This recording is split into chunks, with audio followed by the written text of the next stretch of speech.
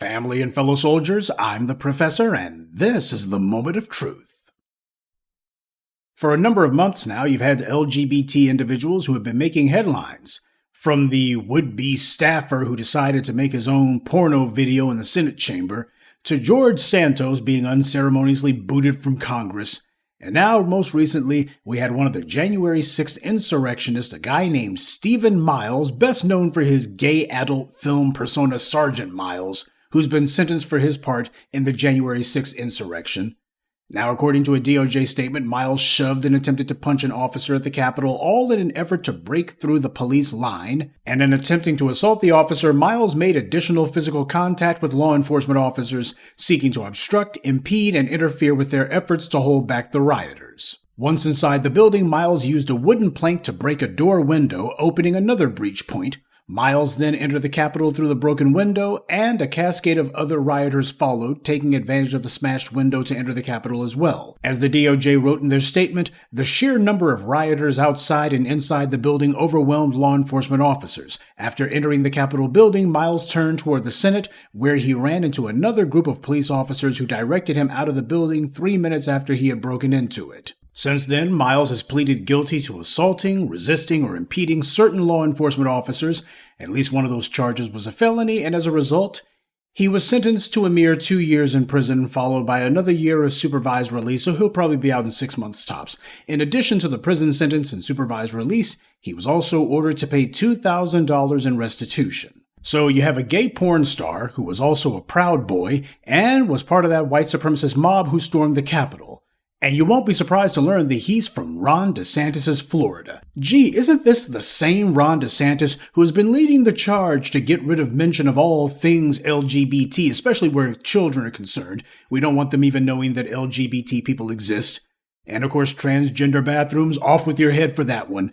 This is Ron DeSantis' Florida, and yet you got a gay porn star from that state who drives from Tampa or wherever the hell he's from all the way to D.C., so that he can go ahead and take part in a right-wing revolt. And this guy's running around with Trump hats, talking about he's a Trump supporter. Trump wasn't all that keen about gay marriage to begin with. But this is the kind of individual you got here. This is the kind of mental gymnastics that these white supremacists are able to do. It's just like when you had the Democrats trying to appeal to white suburban women and not being able to understand why it is that the same white suburban women who they thought were going to be turned off by Trump talking about his grab 'em by the you-know-what, those same white suburban women went to the polls and turned out for Trump in 2016, and more of them turned out for him in 2020. Why were they able to do that? Because as far as they were concerned, white privilege trumps gender. And the same thing goes for the people in the LGBT community. That's the reason why you had people like Ed Buck running around, and you didn't have the LGBT community up in arms about the fact that he was killing gay men, because he was killing black gay men. As far as they were concerned, well, that's not really all that bad. So when people talk about intersectional this and that, this is what they mean. You can be both LGBT, and as far as you're concerned, your whiteness comes first. Because the privileges and the advantages that they have in the society don't come from the LGBT part. They come from the white part. So that's what they're going to turn out for. Same as you got these suburban white women. They know that their position in the society is not due to them being women. It's due to them being white. So they're going to stick up for that no matter what, because of the tangible benefits that are conferred on them just because. This is why it's so dangerous and damnable to let everyone claim that just because they have some sort of minor gripe, some sort of petty inconvenience that they claim to suffer, that somehow they can even remotely compare themselves to the real actual oppression that we face. Everybody tries to swing on the coattails of our suffering. Thank you very much, Dr. Claude Anderson. Everybody tries to figure out a way to piggyback on our history, piggyback on the harms that are committed against us daily, when you look up and you see that these same people will gladly overlook the fact that in Florida, you got people who are basically trying to censor their sexual lifestyle from all facets of the society, but that doesn't stop them from getting in their car, driving hundreds of miles to D.C. so they can help those exact same people out politically. Now, as the headline for this piece says, this Miles character, this gay porn star, he was also a member of the Proud Boys. And what does that tell you about the Proud Boys? What does that tell you about these little white supremacist street gangs? Yeah, the Proud Boys, far as they were concerned, they didn't mind having this guy around. What? You think they didn't know who he was? Heck, I'm willing to bet you that more than a few of the Proud Boys admire some of his work. But it just goes to show the Proud Boys openly ridicule LGBT people, and like a number of these white nationalist groups, they also make the point that porn is a moral hazard to white society, so it has to be stopped. And yet here you have a guy who embodies both the LGBT lifestyle and pornography, and the Proud Boys were just fine with him being one of them. And this Miles character, he's only one of several LGBT people who had taken part in the January 6th insurrection. And how is it that porn stars can be part of these groups? You perform all kinds of lewd sex acts with people of all kinds of descriptions and backgrounds. You do it for money, but apparently you got some sort of political principles. Oh, you don't tolerate the very thing that other people apparently are, quote unquote, persecuting you over. And yet you'll proudly overlook that so you can go to the Capitol and try to help them out. Make it make sense. You can't explain that as anything other than white privilege trumps everything. And you got a lot of black people who are constantly trying to convince themselves that if somebody's willing to drop their drawers for you or hop in the sack with you or what have you, that apparently that makes them somehow politically neutral when it comes to white supremacy. Dr. John Henrik Clarke talked about how white supremacy practices sexual politics, though sexual warfare is more like it. Black people didn't understand it then and still don't get it today. These white supremacists have no problem whatsoever happening in the sack, even with a black person, even a person who's black and of the same gender as themselves. And then they'll get right up out of bed and practice white supremacy against the very person they were doing dirty stuff with. This Miles character, here he is. He's LGBT, and on top of that, he has his face out there. He's recorded doing this stuff, and yet he finds it easy to get into the Proud Boys. He identifies with them. He's in a state where they have people who are, as the LGBT community themselves like to say, being persecuted, and here you have one of their own who's helping to carry it out, helping to fight for it and enforce it for the people who are doing it. The LGBTQ activists have been real silent about this guy. And nobody is demanding that they denounce or even acknowledge that this guy exists, just wallpapering it over. But beyond the man bites dog nature of this story, or the open, fork-tongued hypocrisy of the leaders of the LGBT movement when it comes to things like this, there's a good reason, though, that I decided to make this the subject of this morning's briefing. The politicians on the white right, they don't condemn their supporters, even the ones who try to overthrow the government. The ones who threatened their lives and literally had them running for their lives.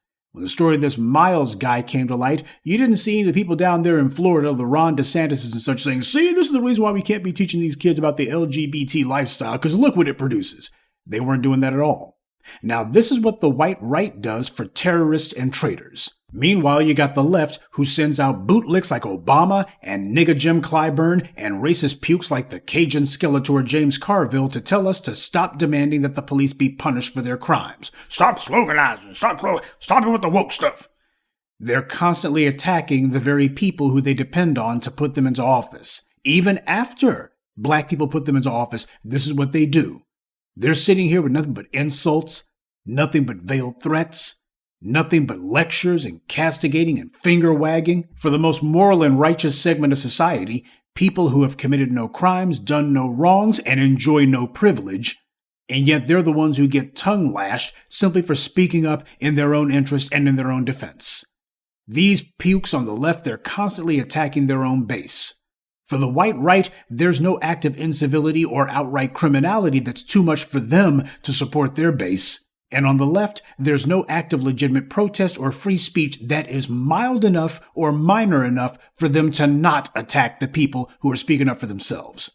You see how that works? There's a real problem here. But what it shows is that there's a kind of, in its own twisted way, political pragmatism that you get from the white right. They'll go ahead and overlook that stuff that Miles does in the bedroom or on camera, as long as this guy gets out there and he's repping what they want. They'll overlook that. And people like Stephen Miles will overlook the rhetoric, they'll overlook the campaign ads, they'll overlook the laws that get passed that are aimed at people like themselves. They go ahead and they compartmentalize that stuff. Oh, as long as you're just attacking what I do in the bedroom, that's fine because my power and privilege in the society ain't based on that. This is the political reality. And this is why I've constantly spent so much time telling black people that it simply doesn't pay for us to call ourselves getting involved with so-called quote-unquote minority issues. Because you got a whole lot of minorities running around doing stuff like this. White supremacy is not based on anti-Asian hate.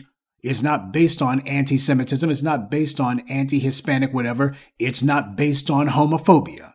That's the reason why they have no problem going ahead and writing laws that are aimed at what LGBT people do in the bedroom, but then they'll turn right around and say, hey, let's go ahead and have Milo Snuffleupagus serve as the Grand Marshal at our straight pride parade. And we'll go ahead and have this guy, this LGBT porn star, we'll have him leading the charge, pointing his sword at the law enforcement officers as we storm the barricades of the Capitol. They have no problem letting him be their little friend mascot too, because they understand exactly what their power is based on. No matter how much they may be waving the flag for this or that issue, no matter how fiery their rhetoric is, when it comes down to it, they all know how to get on code. They know how to drop that stuff when their power is at stake, and they all understand what their power is based on. And the political leadership that he was doing this for, they're not condemning him. Hell, you got them running around saying these people are political prisoners. They need to be out of prison. Gee, have you seen any of the people in the Democratic Party doing that for the rightful, righteous protesters who are protesting the massive injustice and oppression that we face in 2020? In the uprisings of 2020, you see anybody calling those people political prisoners and running on a platform of we're going to get these people out of there? You don't see that. Instead, we got Joe Biden saying we need to back the badge. And you had nigga Jim Clyburn saying, stop saying defund the police. Stop saying defund the police. That's what they were doing instead. But for now, this reprobate is off the streets. And if nothing else, he's probably not scared of prison, even if he does have to serve the whole 2 years. He may well be looking forward to spending the next 2 years locked up, surrounded by nothing but a whole bunch of sweaty men. And I'm sure that before it's all over, this clown's going to be whining and complaining like the rest of these traitors are about how they got locked up. Yeah, because white privilege wasn't enough to keep you out of a 5x7 cell.